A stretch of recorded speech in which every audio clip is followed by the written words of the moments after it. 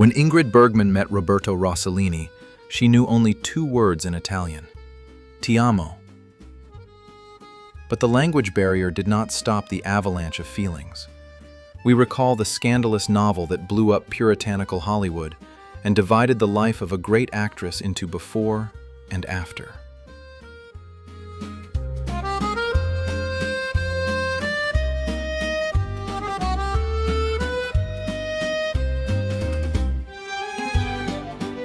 In the late 1940s, Ingrid Bergman shone on Hollywood Olympus. A worthy successor to Greta Garbo, she stuck in the role of an angel in the flesh, playing noble nuns and holy martyrs like Joan of Arc. The audience idolized her, confusing the screen image with reality. Few people knew that Ingrid was suffocating in this golden cage.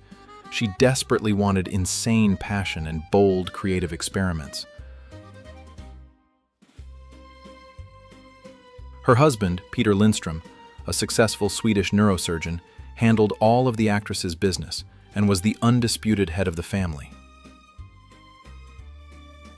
For Ingrid, this ideal facade has long turned into a dull routine. Protocol breakfasts, empty conversations, and occasional affairs out of boredom. Peter was a man of puritanical upbringing. He was patient and hoped that his wife would come to her senses for the sake of his 10-year-old daughter. But then, Italian cinema appeared in Ingrid's life. In 1948, Bergman watched Roberto Rossellini's masterpiece, Rome is an Open City. Shocked by the realism of the picture, she decided to write a cheeky letter to the director. "Dear Mr. Rossellini, I've seen your films and I really liked them.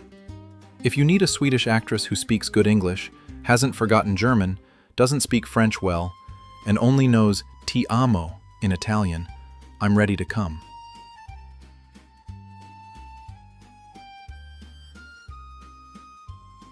Rossellini was flattered. The main womanizer of Italian cinema, far from the canons of male beauty, but possessed of frenzied charisma, he easily conquered women. His love list already included his legal wife Marcella de Marquis, Miss America Marilyn Bufford, and the brilliant star Anna Magnani. Upon learning that Rossellini was giving the new role to Bergman, the temperamental Magnani did not make long scenes.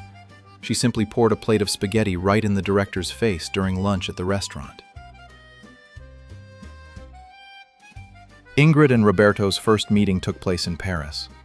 The actress was accompanied by her husband, but Ingrid saw only the dark, hypnotic eyes of the director. Rossellini offered her not just a role, but complete freedom of improvisation on the set of the film Stromboli.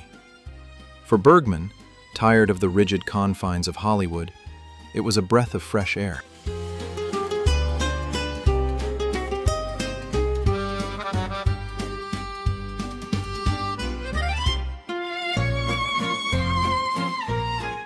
In January 1949, Rossellini, under the pretext of walking his dog, ran away from Anna Magnani, leaving the dog with the concierge, and flew to Ingrid in America. The newspapers immediately came out with sensational headlines. Ingrid greeted him like a king, spreading a 30-meter carpet in front of the house. Hollywood bosses did not appreciate the idea of a film without a clear script, suspecting something was wrong. "There's either already an affair, or it's about to happen," the producers grumbled. The money for the painting was eventually given by the eccentric billionaire Howard Hughes. The denouement of the family drama came at one of the Hollywood parties. Right in front of the guests, Ingrid approached Petter, gently holding Rossellini's hand, and casually asked, "Roberto will take me home. Give me the key, please." Petter, pale with humiliation, silently handed over the key, avoiding a public scandal. In March 1949, Ingrid flew to Italy after Roberto, and soon sent her husband a letter asking for a divorce. "I wasn't going to fall in love at all, but how can I change that?" It was a shock to America.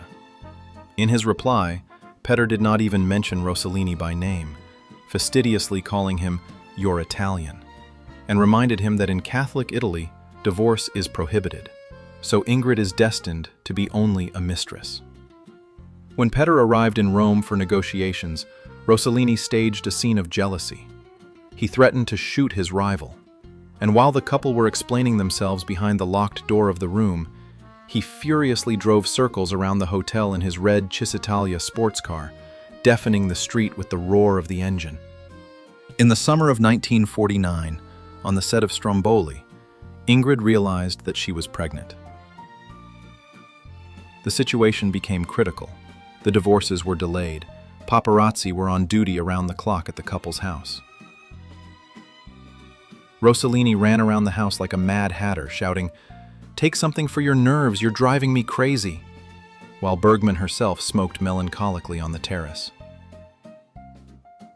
On February 2, 1950, their son Roberto Jr. was born.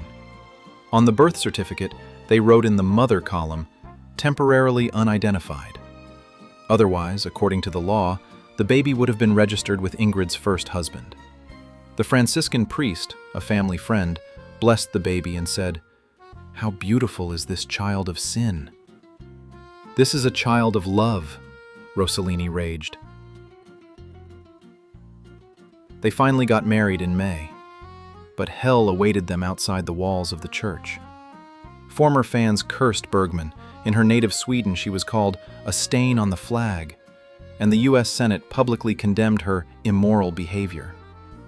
The premiere of Stromboli failed miserably. Only 10 people came to the Broadway show. The couple found themselves isolated. In 1952, the couple had twins, Isabella and Isotta. But the marriage was already bursting at the seams. Rossellini turned out to be terribly possessive.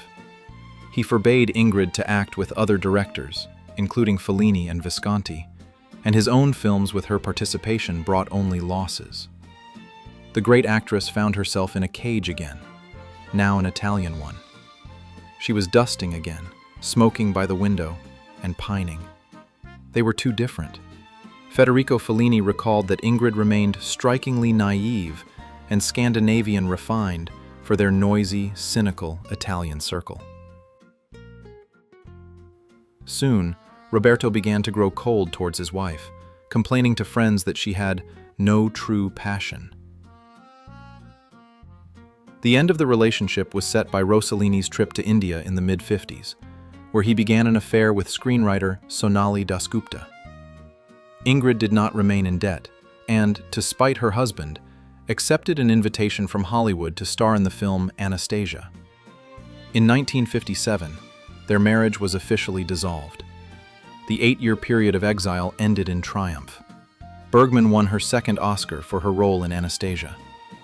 When asked by reporters if she regretted her scandalous affair with Rossellini, Ingrid smiled brightly.